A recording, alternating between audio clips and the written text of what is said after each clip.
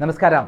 അതീവ രഹസ്യമായി പോലീസ് സേനയിലെ മറ്റാരും അറിയാതെ വളരെ നിഗൂഢമായിട്ടുള്ള നീക്കമായിരുന്നു SITയുടേത്. അതായത് രാഹുൽ മാങ്കൂട്ടത്തിനെതിരെ പരാതി വന്ന ഉടൻ തന്നെ പിണറായി വിജയൻ ഒരു സ്പെഷ്യൽ ഇൻവെസ്റ്റിഗേഷൻ ടീമിനെ പ്രഖ്യാപിച്ചു. CPMലെ പ്രമുഖരായ ആളുകൾക്കൊക്കെ ഇത്തരം സന്ദർഭങ്ങൾ ഉണ്ടായിട്ടും അവരെ എല്ലാ തരത്തിലും സംരക്ഷിച്ച പിണറായി വിജയൻ രാഹുൽ മാങ്കൂട്ടം എന്ന് കേട്ടപ്പോൾ തന്നെ അപ്പോൾ തന്നെ ചാടി എഴുന്നേറ്റു.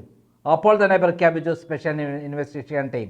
അവർ ഇന്നലെ നടത്തിയ വളരെ രഹസ്യമായ പ്ലാനും പ്രവർത്തനം കഴിഞ്ഞ കുറച്ച് ദിവസമായി അവർ രാഹുൽ മാങ്കൂട്ടത്തിൻ്റെ യാത്രകൾ നിരീക്ഷിക്കുകയായിരുന്നു.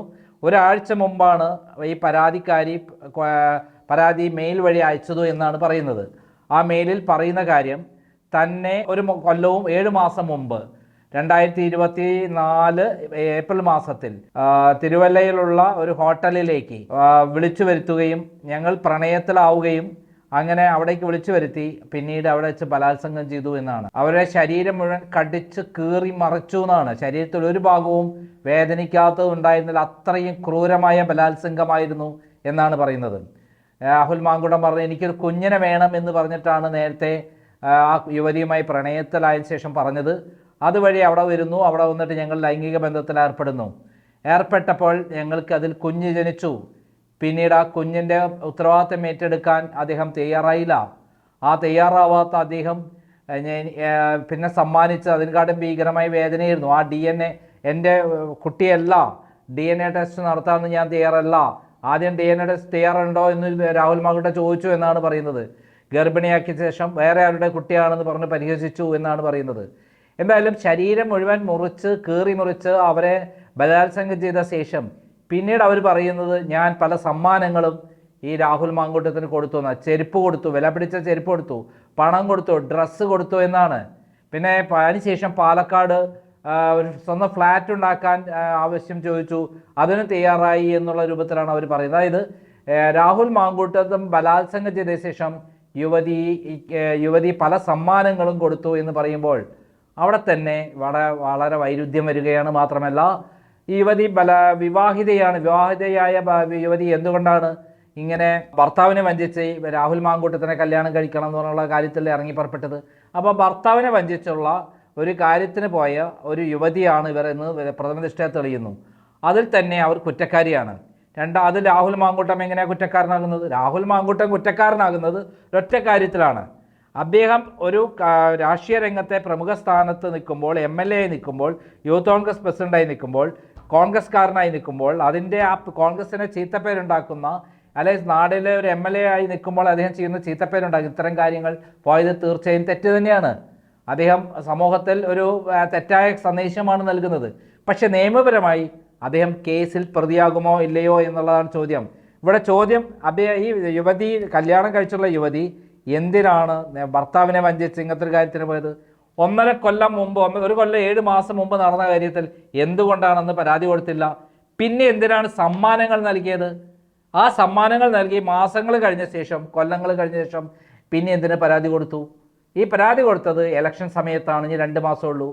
അത് പിണറായി വിജയൻ കൃത്യമായി ഒരു പ്ലാനും പ്രവർത്തനവും നടത്തിയിട്ടല്ലേ യുവതിയെ കൊണ്ട് ഇങ്ങനെ ഒരു കള്ളപ്പരാതി കൊടുത്തത്?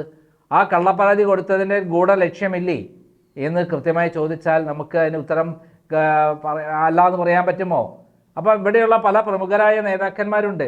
ആരാണ്? മുകേഷ്, അതേപോലെ P ശശി, ഇവരൊക്കെ സ്വസുഖം മുഖ്യമന്ത്രിയുടെ ഓഫീസിൽ കഴിഞ്ഞുകൂടുകയാണ്.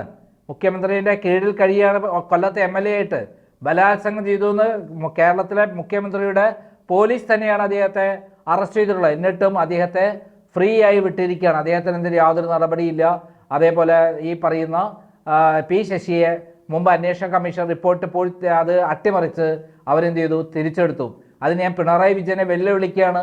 ആ അന്വേഷണ കമ്മീഷൻ റിപ്പോർട്ട് കോടതിയിൽ ഹാജരാക്കാതെ P ശശിയെ രക്ഷപ്പെടുത്തിയില്ലേ? ഞാനായിരുന്നില്ലേ കേസ് കൊടുത്തിരുന്നത്? എന്തിനാണ് കേസിൽ അന്ന് P ശശിയെ രക്ഷപ്പെടുത്തിയത്? പിണറായി വിജയൻ്റെ പല രഹസ്യങ്ങളും P ശശിക്ക് അറിയാം. അങ്ങനെ പിണറായി വിജയൻ എന്ന് പറയുന്ന കേരളം കൊണ്ട ഏറ്റവും വലിയ ക്രിമിനലാണ്. അദ്ദേഹത്തിൻ്റെ എല്ലാ രഹസ്യങ്ങളും അറിയുന്ന മറ്റൊരു ക്രിമിനലാണ് P ശശി. എനിക്കെതിരെ മുമ്പ് ഈ കാര്യം ഞാൻ പറഞ്ഞ് പ്രസിദ്ധീകരിച്ച സമയത്ത് നോട്ടീസൊക്കെ അയച്ചിരുന്നു. കേസൊന്നും ഫയൽ ചെയ്തില്ല. കാരണം കേസ് ഫയൽ ചെയ്താൽ അധികം കുടുങ്ങും. എനിക്ക് മുമ്പ് 1999 കള്ളക്കേസ് എടുത്ത് എനിക്കെതിരെ നോട്ടീസ് അയച്ചിരുന്നു. ഇപ്പോൾ അതൊന്നും ചിലവാവില്ല എന്ന് P ശശിക്ക് ബോധ്യപ്പെട്ടിരിക്കുകയാണ്. അങ്ങനെയുള്ള പി ശശി ഇപ്പോൾ ഉമ്മൻചാണ്ടിയെ പണ്ട് കുടിക്കെ പോലെ അതിജീവിത ആ ഒരു സരിതാ നായരെ വെച്ച് കള്ളക്കേസ് എടുത്ത് കുടിക്കെ പോലെ ഇപ്പോൾ രാഹുൽ മാങ്കൂട്ടത്തെ മുന്നിൽ നിർത്തി ഇലക്ഷൻ സമയത്ത് വലിയ അട്ടിമറികൾ സൃഷ്ടിക്കാം എന്നുള്ള പ്ലാൻ അല്ലേ ഉള്ളത്? വി ഡി സതീഷിനെതിരെ പുനർജനി പദ്ധതിയിൽ കള്ളക്കേസെടുത്ത് CBIക്ക് അന്വേഷണം കൊടുത്ത് അദ്ദേഹത്തെ തൽക്കാലം ദുരൂഹതകളിൽ കുടുക്കിടാൻ ശ്രമിക്കുന്ന പിണറായി വിജയൻ അതേ തന്ത്രം തന്നെയല്ലേ രാഹുൽ മാങ്കൂട്ടത്തിനെതിരെ എടുത്തത്? അല്ലെങ്കിൽ ശനിയാഴ്ച രാത്രി ഞായറാഴ്ച പുലർച്ചെ 12 മണിക്ക് അദ്ദേഹത്തെ അറസ്റ്റ് ചെയ്യേണ്ട ആവശ്യം എന്തുണ്ട്? തിങ്കളാഴ്ച അറസ്റ്റ് ചെയ്താൽ പോരെ? അങ്ങനെ പലതരത്തിലുള്ള ദുരൂഹതകളാണ് ഈ കേസിലുള്ളത്. എന്തായാലും അവരെ വളരെ ആസൂത്രിതമായി ഒരാളെ അറസ്റ്റ് ചെയ്യണമെന്ന് വിചാരിച്ചാൽ അറസ്റ്റ് ചെയ്യാൻ പറ്റും. അത് തെളിയിച്ചു. പക്ഷെ അതിലുപരിയായിട്ട് ഇത് കേസ് കള്ളക്കേസാണോ ഒറിജിനലാണോ എന്നുള്ളത് തെളിയിക്കാൻ നിർബന്ധമായിട്ടും പിണറായി വിജയന് കഴിയില്ല എന്നുള്ളതാണ് ഞാൻ മനസ്സിലായത്. അതായത് ഈ കേസ് ശരിയായ കേസാണെന്ന് തെളിയിക്കാൻ പിണറായി വിജയന് കഴിയില്ല എന്നുള്ളതിന് ആദ്യം തന്നെ ഒരു വിവാഹിതയായ സ്ത്രീയാണ് പരാതിയുമായി എത്തിയത് എന്നുള്ളത് തന്നെയാണ്. വിവാഹിതയായ സ്ത്രീ എന്തിന് കേസ് അന്നേരം ഭർത്താവിനെ വഞ്ചിച്ച് രാഹുൽ മാങ്കൂട്ടത്തിനോടുമായി പ്രണയത്തിലേർപ്പെട്ട് കല്യാണം കഴിക്കാൻ പോയി എന്ന് പറയുമ്പോൾ എന്നിട്ട് ആ ഒരു കുട്ടി വേണമെന്ന് പറയുമ്പോൾ ആ കുട്ടി ഉണ്ടാക്കാൻ പോകലാണോ ഇവരെ പണി? ആ പറയുന്നതിൽ തന്നെ പിന്നീട് അവർ വിലപ്പെട്ട സമ്മാനങ്ങൾ നൽകുന്നു. അതെങ്ങനെ കേസ് നിലനിൽക്കും പിണറായി ചേട്ടാ? നമ്മൾ അരിഹാരം കഴിക്കുന്ന ആൾക്കാരല്ലേ? എൻ്റെ പേരിൽ എത്ര കേസ് എടുത്തു? ഏതെങ്കിലും ഒരു കേസ് താങ്കൾക്ക് തെളിയിക്കാൻ പറ്റുമോ? പി ശശിക്ക് തെളിയിക്കാൻ പറ്റുമോ? കള്ളക്കേസ് എടുത്ത് അർദ്ധരാത്രി ഈ അടുത്ത കാലത്ത് അറസ്റ്റ് ചെയ്യാൻ വന്ന കേസിൽ കോടതി പറഞ്ഞെന്താ? ചവറ്റുകൊട്ടയിൽ എറിയാനല്ലേ പറഞ്ഞത്? അതിലേതെങ്കിലും ഒരു വകുപ്പ് നിലനിൽക്കുമെന്ന് കോടതി പറഞ്ഞോ? ഇല്ല. അതേപോലെ എന്നെ 34 ദിവസം ജയിലിൽ കിടന്ന കേസിൽ ഹൈക്കോടതി പറഞ്ഞെന്താ? ഇതിൽ കേസിൽ തെളിവേ ഇല്ലാന്ന്. എന്തിന്?